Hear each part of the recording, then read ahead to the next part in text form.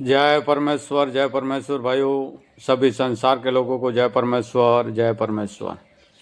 तो भाइयों, हिंदू, मुसलमान, अंग्रेज, सभी देवता लोगों को जय परमेश्वर, जय परमेश्वर। तो भाइयों, सात अनूपदास महाराज की लिखी हुई किताब जगत हित कहानी पेज नंबर 26 से पढ़ करके सुनाता हूँ। तो भाइयों, सात अनूपदास महाराज ने यह जगत हित कहानी किताब में जो बताया है वही पढ़ करके सुनाता हूँ। तो भाइयों, सात अनूपदास महाराज बता रहे कि हिंदुस्तान के सौदागर महाजनान बनिए बेईमान राक्षसी विद्या का पाप चला रहे, और राक्षसी विद्या के पाप से भाइयों इन सौदागर महाजनान बनियों ने मैं को और मौत को सहारे कर लिए,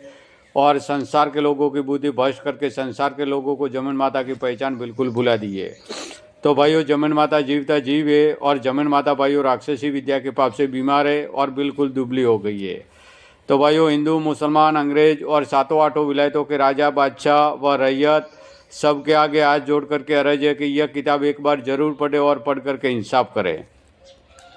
जय परमेश्वर भाइयों। तो यह किताब परमेश्वर के लेखे पढ़ करके सुनाते हैं। तो भाइयों, यह जगत हित कहानी जिसको श्री अनूपदास प्रिंटिंग प्रेस छावनी हरणपुरा में छाप के प्रसिद्ध किया, तारीख 17 अप्रैल सन 1909 जब वैशाखवती 12 सम्मत 1965। तो भाइयों, यह किताब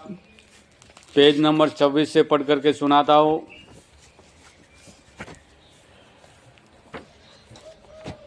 तो जरा गौर करना। जैसे दिल्ली हिंदुस्तान की विलायत को कर दिया, ऐसे ही कर देंगे, और सब दुनिया करामात के भरोसे भूली हुई है, और असल में इन महाजनान का ये जादू का जाल है और जादू की करामात चलाई है, और दुनिया में ये कहते हैं कि फकीरों ही ने बद्दुआ दिए जो बादशाहों का राज जाता रहा, और असल में तो राज इन महाजनान के जादू से डूबा है, और फकीरों की भी बुद्धि भ्रष्ट करके उनके मुंह से जादू से कुछ की कुछ बद्दुआ कहवा कर फिर जादू से राजा बादशाहों के नाम का होम करा के उनकी बुद्धि भ्रष्ट करके आपस में लड़ा करके मरा देते, या और कोई विघन करके, और जब राजा बादशाहों की बुद्धि भ्रष्ट कर देते तो वो फकीरों से करामातें पूछने लगते हैं, और यह नहीं समझते कि करामात क्या चीज़ होती है, क्योंकि उनकी बुद्धि तो जादू से भ्रष्ट कर देते, इससे वो करामात पूछने लग जाते। और जो फकीर साधु बद्दुआ नहीं देवे तो भी यह बनिए महाजन जादू से गारत कर देते, परंतु फकीरों की बद्दुआ का तो एक रावण के मुआफिक बहाना चलाया है। जैसे रावण ने जादू से फकीरों की करामात चलाई थी, और कई फकीरों के मुंह से कहवा कर जादू से कई राजा बादशाहों को डबो दिए थे, और रामचंद्र जी महाराज के ऊपर भी जादू से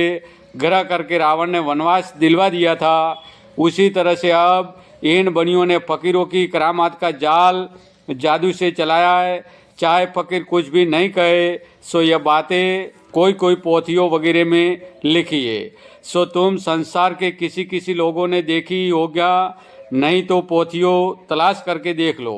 कि यह लिखा होगा कि फलाने राजा का राज इतने बरस रहेगा, और फलाने बादशाह का राज इतनी मुद्दत तक रहेगा, और अंग्रेज़ों को भी कहते हैं कि इतने बरस रहेगा। सो यह पोथियों कोई कोई हिंदू मुसलमान के घरों में प्रगट भी है, और किसी किसी ने देखी भी होगी, और हिंदुओं की पोथियों में तो हिंदुओं के फकीरों के नाम है, और मुसलमानों की किताबों में मुसलमानों के फकीरों का नाम लिख दिया है, और बना के इन बनियों बेईमानों ने चलाई है, और आप प्रगट ना होने के वास्ते अपना नाम पोथियों में नहीं लिखा है,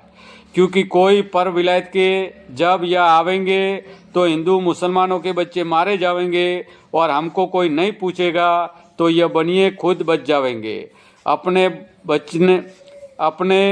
बचने के वास्ते ऐसा काम किया है कि पोथियों में दूसरों के नाम लिख दिए, और दूसरी विलायत के आने वालों को भी बुद्धि भ्रष्ट कर देते कि वो फिर दरियाफक नहीं करते कि किताबों में लिखा होने से संसार का बुरा। जय परमेश्वर भाइयों, जय परमेश्वर।